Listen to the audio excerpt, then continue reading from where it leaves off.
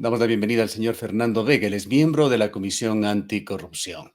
Fernando, muy buenos días. Quisiéramos conversar sobre lo que está sucediendo en el Consejo de Participación Ciudadana y Control Social. Hoy ha amanecido técnicamente con 2 presidentes y 2 vicepresidentes.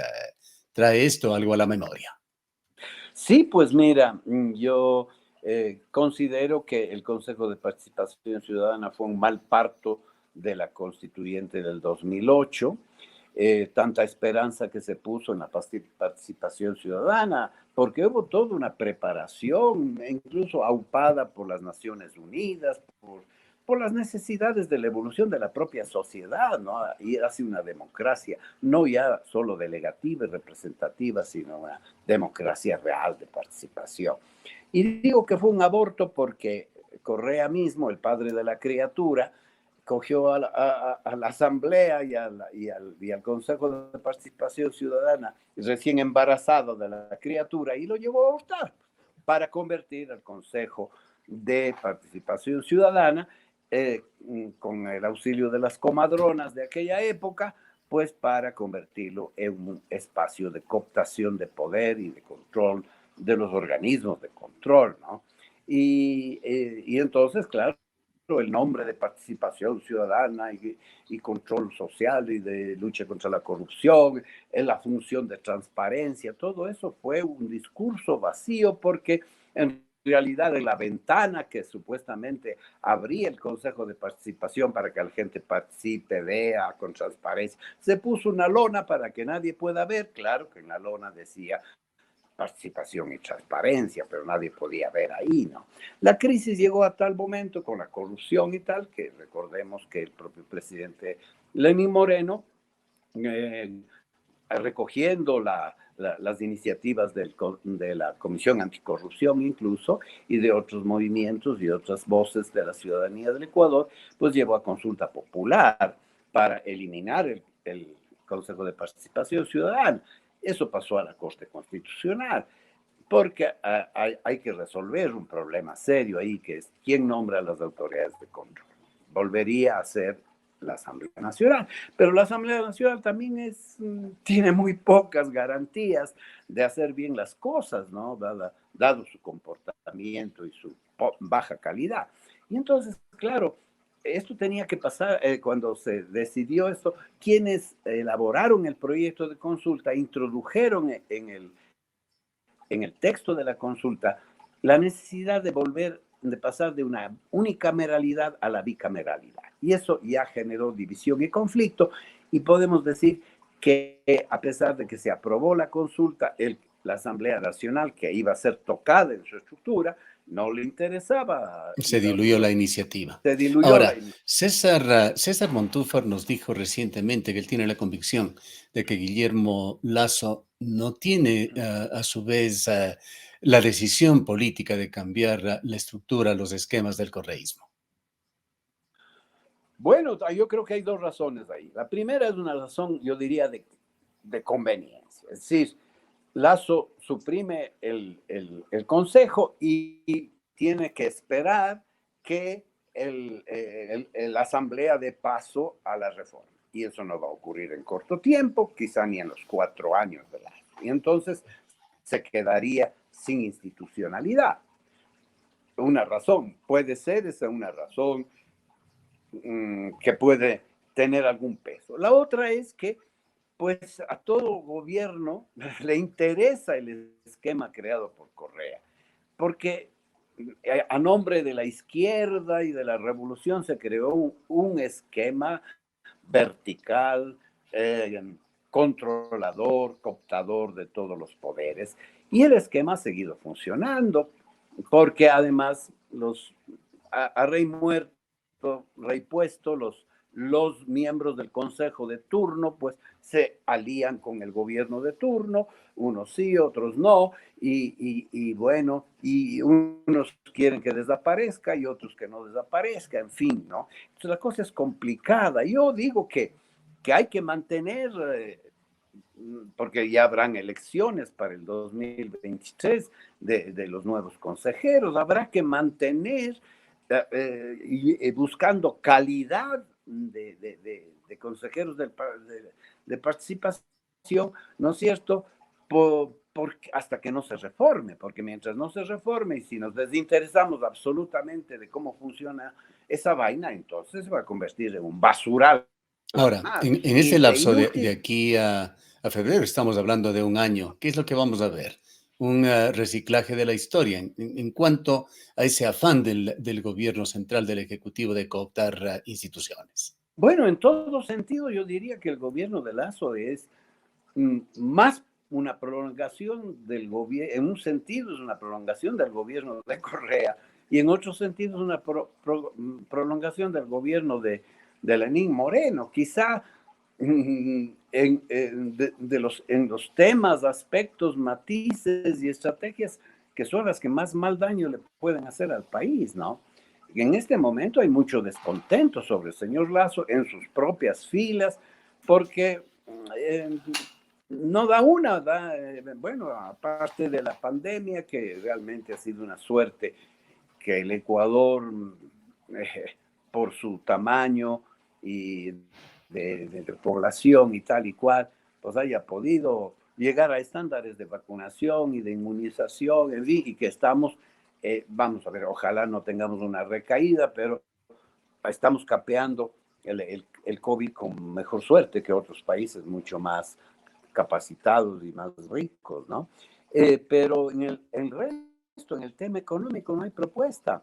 Los dogmas de que la inversión extranjera va a venir a salvar al Ecuador, habrá que verlo, pues habrá que cogerlo con pinzas, ¿no es cierto?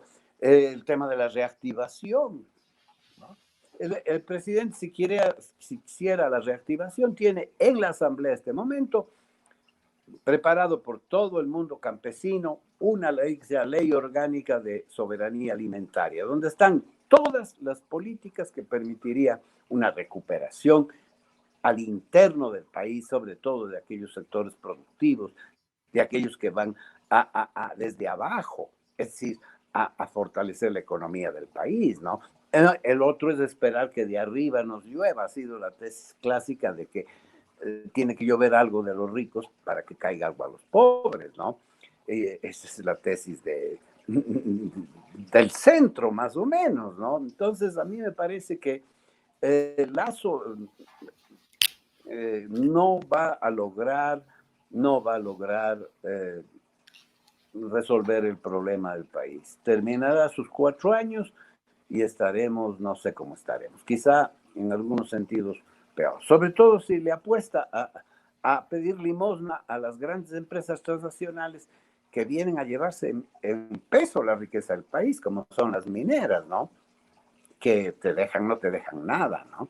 Te dejan unos pocos puestos de trabajo, toda la gran inversión que dice que va a venir 4.000, 5.000 millones, ¿en qué viene? En maquinaria y en técnicos de la propia empresa. Se llevan el oro y te dejan, ¿qué?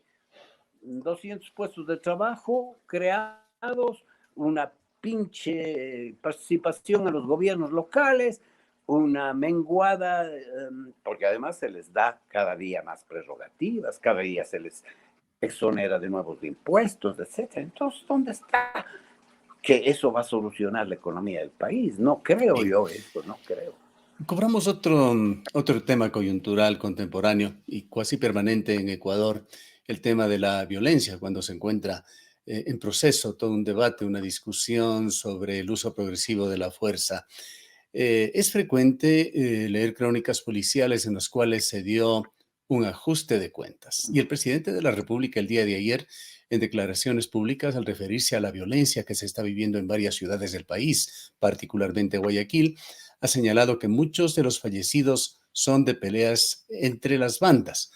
Esto se dio ya cuando hubo ese ataque en La Playita, una matanza en la cual rápidamente se encargó el gobierno de señalar que la mayoría de las personas fallecidas tenían antecedentes, pero esto nos va recordando la tragedia de otros países en sus peores facetas. Ese gran país de México, recordamos que tras una matanza en Ciudad Juárez, uno de sus presidentes, Felipe Calderón, resumió el tema en que se estaban matando entre ellos. Nos preocupan mucho los estados de violencia, de delincuencia que se están viviendo en el país y quisiera preguntarle a usted sobre el enfoque del gobierno para resolverlos.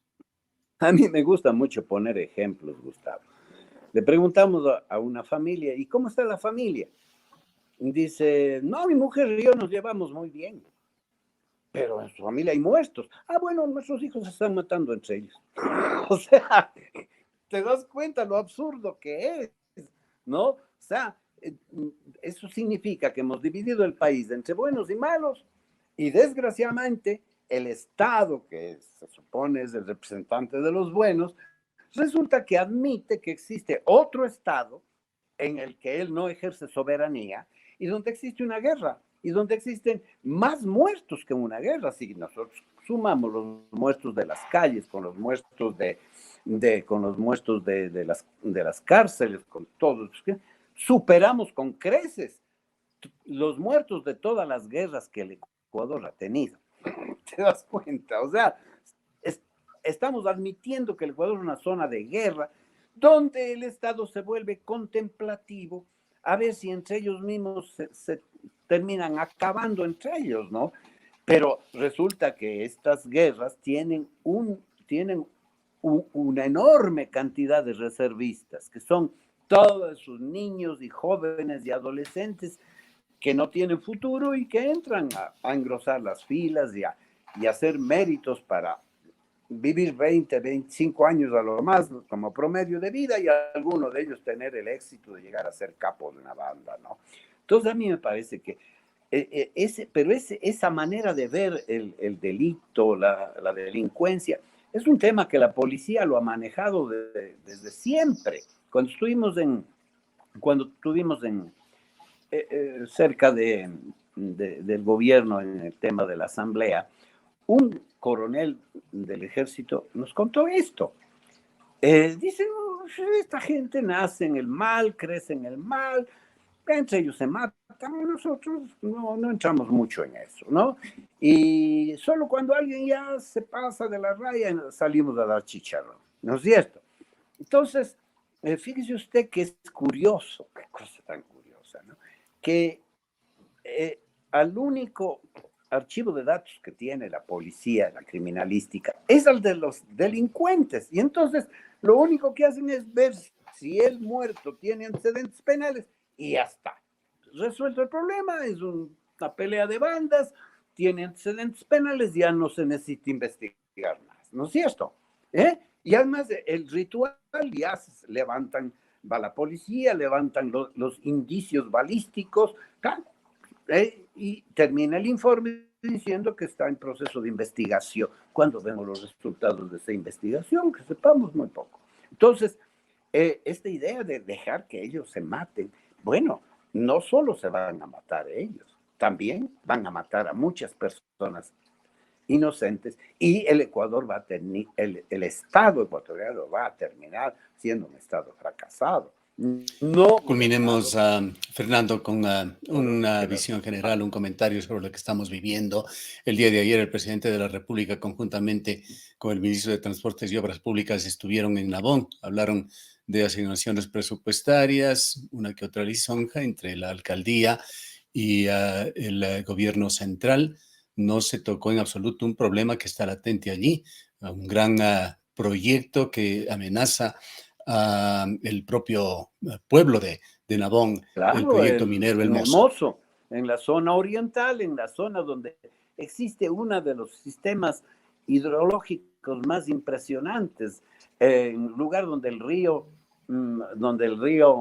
un lugar donde el río desaparece y vuelve a aparecer. En fin, es la zona de producción de agua de toda la zona, de todo el potencial agrícola que tienen algunos valles de Nabón, ¿no es cierto? Sobre todo en su vecindad con Oña también. Entonces, esta manía de la minería, ¿no? Que claro, beneficia a unos pocos, enriquece a unos pocos. Pero hubo Además, una omisión total del tema en la coyuntura de ayer. así es, ni la propia localidad, ni los poderes locales plantean el tema, ni el gobierno central. Gracias, Fernando, por habernos atendido. A usted, Gustavo, siempre a la orden. Fernando Vega, activista ciudadano, miembro de la Comisión Anticorrupción.